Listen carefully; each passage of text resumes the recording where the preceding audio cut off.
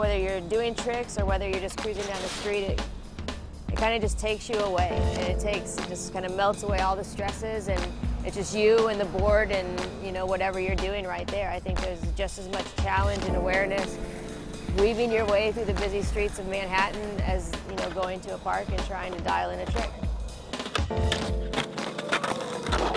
The pros of skateboarding for transportation, especially here in New York, are endless. You don't have to lock it up. You don't have to worry about somebody stealing it. You can skate on the sidewalk. You can skate on the street. You can go in the opposite direction of traffic. If you need to hop on a bus or a subway or in a cab or walk with a friend, it's just as easy as carrying it. So I think it's a lot more convenient than a bike. I don't get parking tickets, so it's a lot more convenient than a car. You can ollie up curves and dodge people. You can get off and pick up your skateboard and then go into a building. You can, I mean, it's pretty much, it's freedom. You can fit it on a backpack. You can get on your bike. You know, it's just like no other mode of transportation. And it just keeps you in great shape, and it's fun.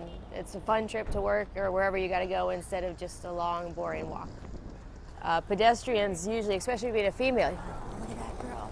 And you get a lot of kind of finger pointing and stuff, but not in a bad way. I think they're just really kind of inspired by it and think, hey, maybe I could do that. I mean, they're walking 2 miles or however long that they're walking too, and they see someone just glide by effortlessly. I mean, there's a definite draw to that.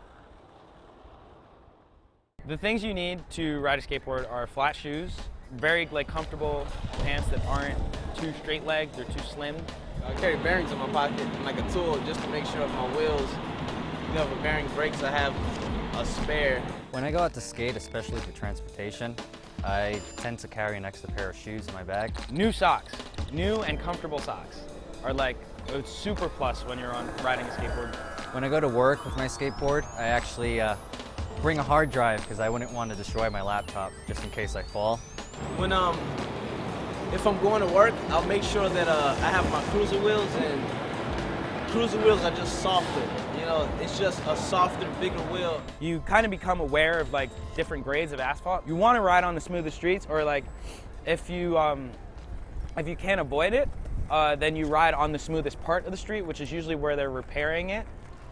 If someone's buying a skateboard primarily to ride, they need to at least know an ollie, just in case, you know, they may crash into some cars or anything like that. You can definitely ollie onto a curb, get out of the way, ollie back off, and continue on pushing. Yeah, one trick that you need to learn when you're starting out is just how to pop your board up, like that. Learning how to fall and learning how to stop will probably be the first good things to learn before you go take it to the crazy streets. When you first start skating, don't skate with headphones. Get used to what it means to be in the street, what it feels like. Always be aware, look around. If you're in the street, make sure you're always looking behind you, you know, because cars that creep up, you know, and if there's people, make sure you stop. Make sure you be respectful of other people, be respectful of the streets. Just push. That's all you need to know. Push, push.